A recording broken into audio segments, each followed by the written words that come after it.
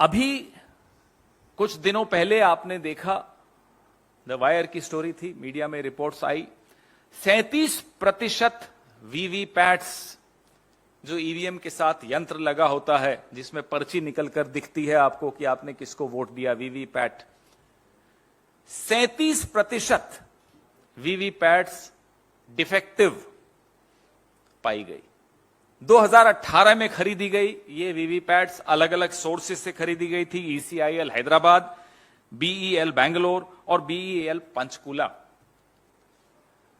2018 में खरीदी गई इन वीवीपैट्स का उपयोग न केवल 2019 के लोकसभा चुनाव में हुआ, लेकिन उसके बाद के तमाम चुनावों में भी इन्हीं वीवीपैट्स का उपयोग हुआ। ये वीवीपैट जब आई थी, मुझे याद है यूपीए का शासन था और हर राज्य ने अपनी तरफ से कुछ प्रतिनिधि भेजे थे। जब उनका डिस्प्ले हुआ था, टेस्ट हुआ था, दिल्ली की तरफ से मैं गया था कुछ और साथियों के साथ। वीवीपैट्स के लाने के पीछे मकसद यह था कि लोगों का ईवीएम पर और चुनावी प्रक्रिया पर भरोसा और मजबूत बने। उनको कोई संशय नहीं रह जाए कि अगर मैंने हाथ पे बटन दबाया है तो वो वोट हाथ पर ही गया है या नहीं, या किसी और पार्टी पर बटन दबाया है तो उसी को जा रहा है या नहीं। ये भरोसा उसका मजबूती से उसको मिले वोटर को, इसलिए वीवीपैट लाई गई। अब जो ये 37% वीवीपैट्स हैं, 17,50,000 वीवीपैट्स में से 6.5 लाख, 1/3 से ज्यादा वीवीपैट्स खराब पाई गई। सोचिए कितना गंभीर यह मसला है। 2021 में चुनाव आयोग ने, ये चुनाव आयोग की चिट्ठी है जनवरी 2022 की, जो चुनाव आयोग ने इन तीनों कंपनीज जिनका मैंने नाम लिया उनको लिखी है कि ये वीवीपैट्स डिफेक्टिव हैं। 4 लाख वीवीपैट्स हैदराबाद ईसीआईएल की खराब निकली, 1,85,000 बीईएल बैंगलोर की खराब निकली और 68,500 बीईएल पंचकुला की वीवीपैट्स खराब निकली। तो ये जो शंका की जो आग है ना, ये चिंगारी ऐसे ही नहीं शुरू हुई। जो लोगों के मन में ये संशय आया, ये कोई मीडिया ने संशय पैदा किया हो या किसी विपक्षी दल ने पैदा किया हो, ऐसा नहीं होता। एक ही सीरीज के सीरियल नंबर वाली हजारों मशीनों का खराब पाया जाना, तकनीकी खराबी बताते हुए, तो निर्धारित एसओपी होता है, स्टैंडर्ड ऑपरेटिंग प्रोसीजर होता है। क्या है वो एसओपी? कि आप तमाम राजनीतिक दलों को बुलाएंगे, उन्हें आप विश्वास में लेंगे, उनसे आप क्या तकनीकी डिफेक्ट है वो साझा करेंगे और आप क्या कदम उठा रहे हैं वो साझा करेंगे। ये सब नहीं फॉलो किया गया, इसका अनुसरण नहीं किया गया।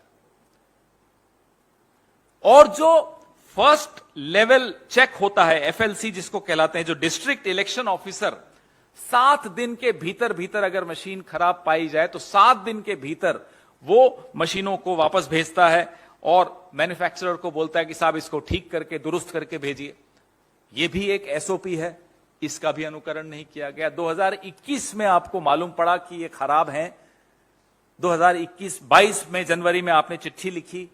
ये इतना समय का अंतराल बीत जाना, इस दौरान इतने चुनाव हो जाना, उन चुनावों में इन्हीं मशीनों का उपयोग करना और स्टैंडर्ड ऑपरेटिंग प्रोसीजर्स का अनुसरण नहीं करना, आखिर आप क्या छिपा रहे हैं? आखिर आप क्यों छिपा रहे हैं? क्या यह तकनीकी खराबी है? क्या यह मानव रचित खराबी है? जो भी है बताइए, सबको विश्वास में लीजिए, तमाम राजनीतिक दलों को आप बुलाइए।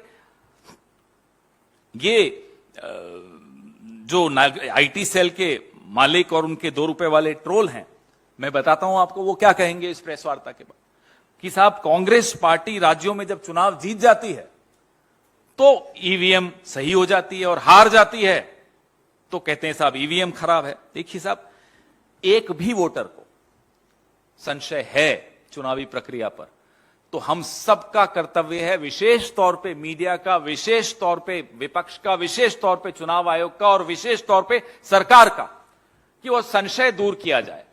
मदर ऑफ डेमोक्रेसी हैं आप। मदर ऑफ डेमोक्रेसी में लोकतंत्र की सबसे महत्वपूर्ण प्रक्रिया जिसको चुनाव कहते हैं, अगर उस पर किसी को संशय हो जाए तो मदर तो रूठ ही जाएंगी, नाराज ही हो जाएंगी, मदर ऑफ डेमोक्रेसी का स्वास्थ्य भी खराब हो जाएगा। तो मदर ऑफ डेमोक्रेसी सिर्फ कहने में अच्छा लगता है, उसके लिए कुछ करना भी पड़ता है। रखरखाव ईवीएम्स का हम कई बार रिपोर्ट्स आप दिखाते हैं, हम उस पर रिएक्ट करते हैं कि बिना नंबर के वाहन पे ईवीएम जाते हुए पाए गए, तो क्या हमें चुप हो जाना चाहिए? क्योंकि हम एक चुनाव वहां जीत गए, दूसरा चुनाव वहां जीत गए, इसलिए हमारा मुंह बंद हो जाना चाहिए? हम चुनाव जीतें या हारें, लोगों का विश्वास चुनाव से टूटे नहीं, उस पर से हिले नहीं, यह हमारा सबका दायित्व है, सामूहिक दायित्व है। इंग्लिश में कहते हैं sunlight is the best disinfectant. जो सूरज की रोशनी होती है, जो धूप होती है, वो कीटाणुओं का नाश करती है। तो ऐसा जब संशय लोगों को लोकतांत्रिक प्रक्रिया पे आ जाए, ऐसे में सरकार को, चुनाव आयोग को खिड़कियां दरवाजे खोलने चाहिए ताकि धूप आए, संशय के कीटाणु दूर हों और चुनावी प्रक्रिया पर, लोकतंत्र पर लोगों का विश्वास टूटे नहीं, बना रहे। पारदर्शिता बहुत महत्वपूर्ण होती है चुनाव में, चुनावी प्रक्रिया में। लोगों के मन में अगर यह शक भी है कि कुछ छिपाया जा रहा है, वो शक आगे चलकर नासूर बन जाता है।